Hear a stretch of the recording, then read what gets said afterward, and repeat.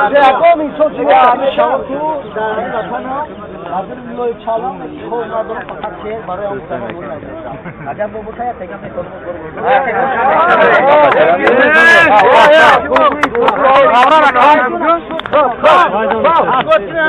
دوستان این وطن را رو بره انداختی دشمنان این ملت را روی تخت برداشتی شهرمردان وطن دعوت اسلام کنند بین رشت فامیر ما یراق برداشتی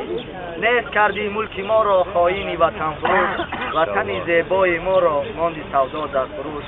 فکر کردی نیست شاعر وطن را آزاد کند خلق تاجیک ما را از خوابش بیدار کند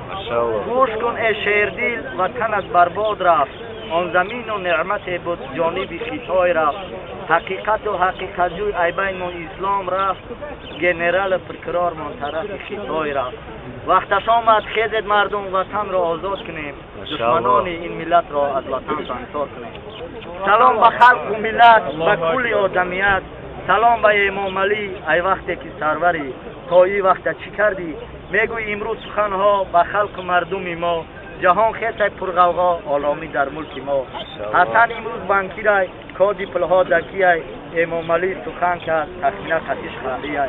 سردار یک کارخانه رستم چی را میدانه آزاده جان سخن که کادی پلها دکی ای خلقی با آر و ناموس جمع شدن در ملک روز حرکتشان بر وطن تو میمری به ناموس امام علی گوز میزنه امشب بر روز نمیزنه دولینش بلند میشوه پهت خدا میزنه امام علی خرکله سلاح‌ها را جمع کرده ای در 23 سال حیات بیجاره آباد کرده ای زمین دادی خلق در دهنت میرینه علی پهلوانی امروز در بین میدانی شیر بچه ها ای پشتی تو در نیمی راه نمیمانی